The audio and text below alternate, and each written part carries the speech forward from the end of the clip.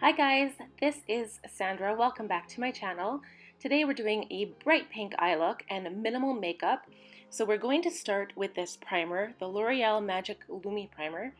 And you will notice that it does give my face quite a bit of, not, and I don't want to say shine, but just kind of an all over glow. And you really have to smooth it out because you don't want any patchiness, you don't want any spots that are overly sparkly. So rub it out, and of course prior to this I did moisturize. So next I am going in with my Omega Marc Jacobs Perfect Tan Bronzer. I know this seems so backwards, but I am doing minimalist makeup today, no foundation, and you'll find that this still seems to give you some coverage. So this bronzer, it is the shade Tan-Tastic, and for my skin tone, it really isn't that dark at all. So it almost acts like a powder foundation, if that makes sense. So I'm using my Sigma F30 large powder brush to apply this bronzer. And I only put on a small layer, of course, the areas where the sun would hit me first. And next we're going in to do brows. So I do brows on camera this time. I start with my Anastasia Beverly Hills Brow Whiz in medium brown. And here I'm filling in any of the sparse areas of my eyebrow. And I also kind of define it and shape the eyebrow, especially on the top. So I just fill in every other area with these small hairline strokes, and then I brush it out with the other spoolie end. And this gives the most natural appearance. So now we're just doing the other eyebrow.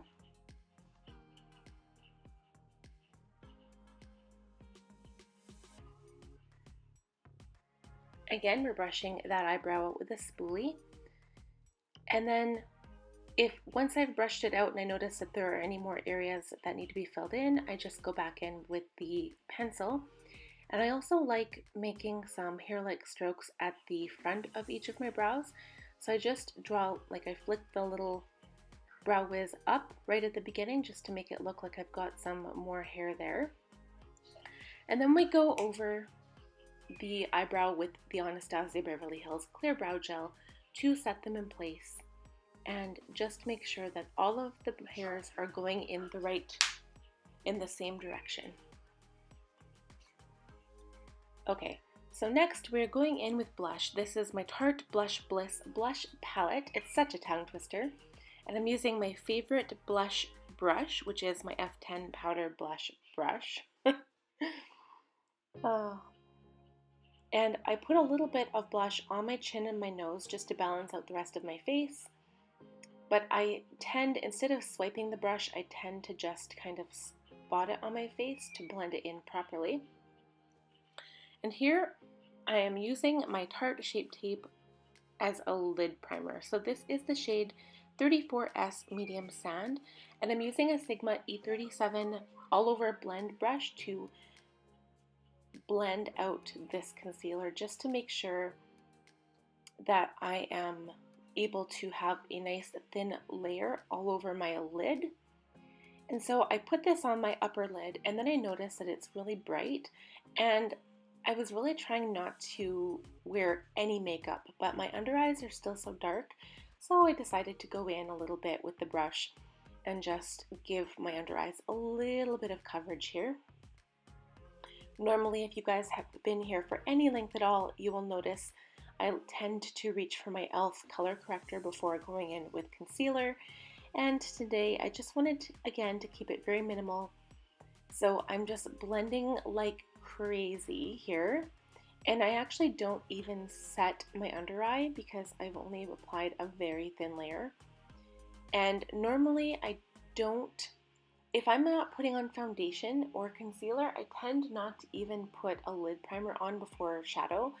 And today I really wanted to do that because the bright shadow that I'm using, a lot of times it moves up your eye. Like you'll notice if you close your eyes or if you're just, having a normal day, a lot of times the shadow will kind of shift upwards toward your eyebrow. So I really wanted it to stay in place.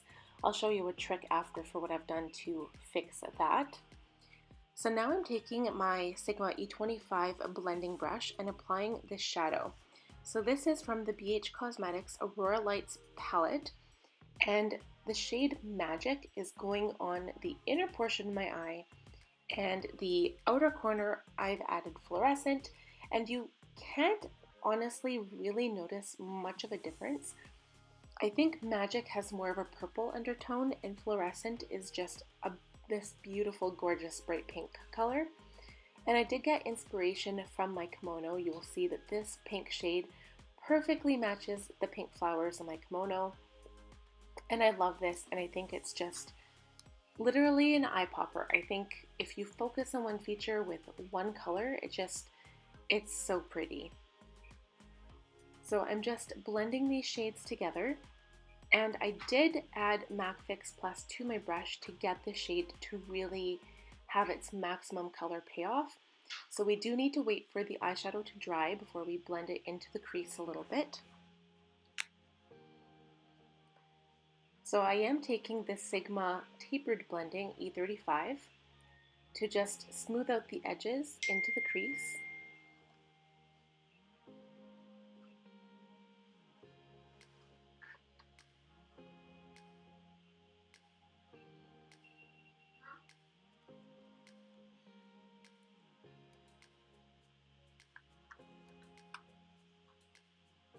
And then once I am happy with that, we do go in and highlight the inner corner of the eye. So I am taking my Flower Beauty Shimmer and Strobe highlighting palette,